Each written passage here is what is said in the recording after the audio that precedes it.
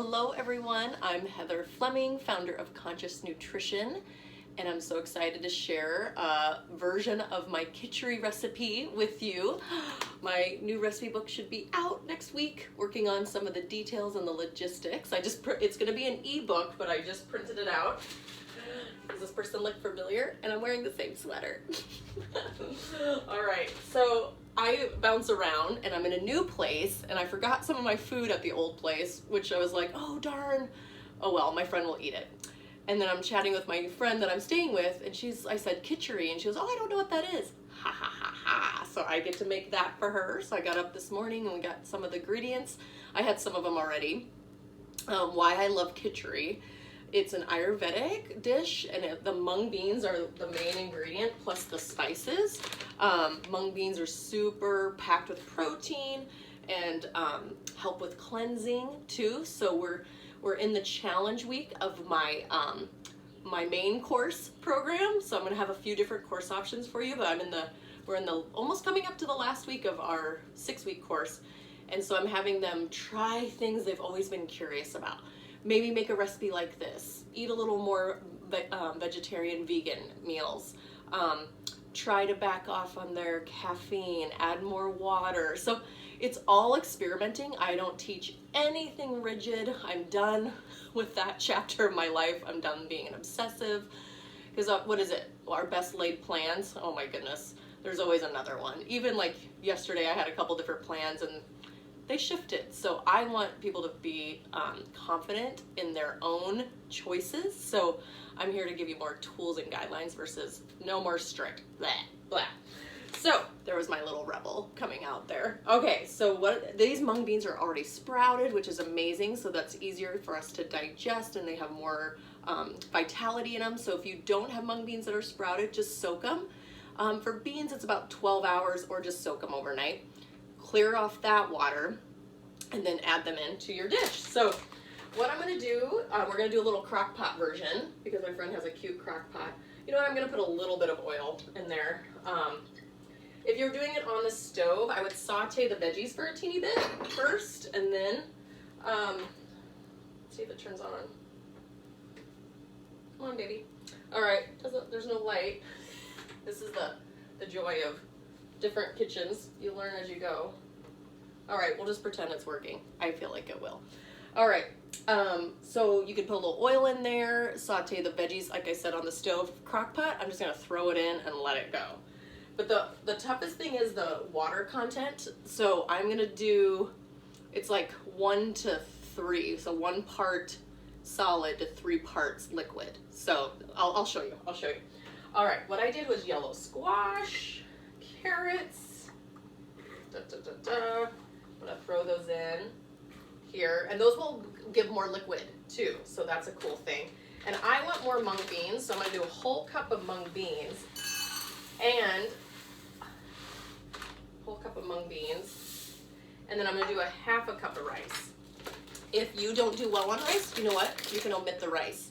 So for my program, I help people do different meal types, and this would be a combined meal. So this would be the protein, and this would be the starch. It's a beautiful combined meal. There's nothing wrong with any of the meal types, because if we don't have combined meals, sometimes we're sad and grouchy. Does anyone know what I'm talking about? So I'm just gonna do a half a cup of this, just because I want her to experience more of the mung beans too. And if this crock pot doesn't work, I have another version. I can do it on the stove. I feel like there's some other, oh, yep, it's starting to warm up, yay! It's working. I sensed it. And then I'm gonna do some of you have seen my ginger trick, but just grab a teeny little spoon and peel the big chunk of ginger. And then I'm just gonna chop this one. You can do ginger powder too, if you don't have real ginger. I was excited to buy some real ginger. Oh, it smells, oh wow, it smells really good. It's organic, it's really yummy, wow. Better than my other ones. All right, let me cut off a couple parts. And then you just chop this up. Ooh, that's not a good knife. Again, you get to watch my real life happening. I'm super happy in this little home. I'm gonna watch her. I have a sous chef named Cleo, the kitty. I'll be watching her in April.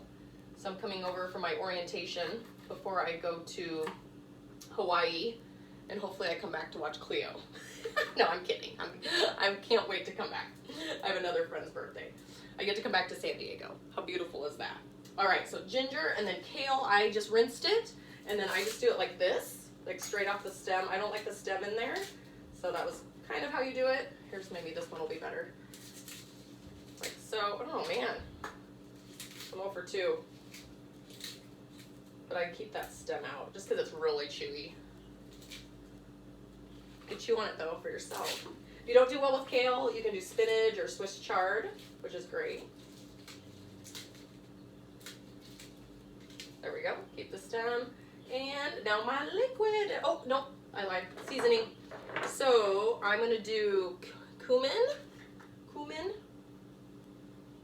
Oh my gosh. I'm going to do quite a bit of that. And turmeric is the main ingredient, okay? I was going to get rooted turmeric, but I saw she had a big one of this, so let's use that.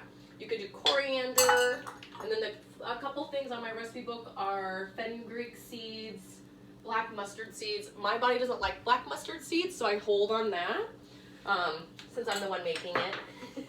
But they're very cleansing. So what's great about all these herbs is they're very cleansing. And, oh, you know what? I am going to do a little ginger, too. I might even do more turmeric. I'll get it going. And then I found she had this mushroom. Oh my God, umami, which I'm going to pour that in there. Perfect. And then the broth. So I did 1.5 cups of the dry. So I'm going to do 4 cups of the liquid. So 8 times 4 is 8 times 3 is 24. Yeah, this will be perfect. I'm just going to do this whole thing. Awesome. And if I need more, I can add more because I've got another one too. You can add water too. And then I'm going to do a little sea salt and pepper. I always like to go light on salt, and then you can always add more because what's really good with this dish is ghee, which is clarified butter and sea salt on top. Oh my gosh, it's so good. So this will be a fun dish that we can eat for a few days, and then I can just like rinse out the crock pot and make more. I have a few more carrots and such here. Let me stir this. All right, wish me luck. This looks great. So I'll tell you more about my recipe book coming soon, but I made it functional. So on your phone, you can scroll to what recipe. So there's some little tricks to my program that I have you do first, and then you scroll to the recipe you're craving, click on it, and it takes you straight, or to the index, excuse me, it takes you straight to the recipe. So you can be in the grocery store, kind of, I have it on my computer right now, because this is my phone, and you can go, oh, here we go, here's all the ingredients. And then there's a certain app you can use on your phone that you can go scroll right back up to the main content page and then head to another recipe. So those are the logistics I'm working out, and then I'll do a video to share all that with you. Because again, a printed book is cool, but do we take that to the grocery store? No. I'm wanting us to be more dynamic in the moment, connecting with our body versus following a program outside of our bodies. No, your body's the program. So this recipe book is helping you access information inside you to help you meal plan. So more to come. I can't wait to share it with you. All right, thanks everyone.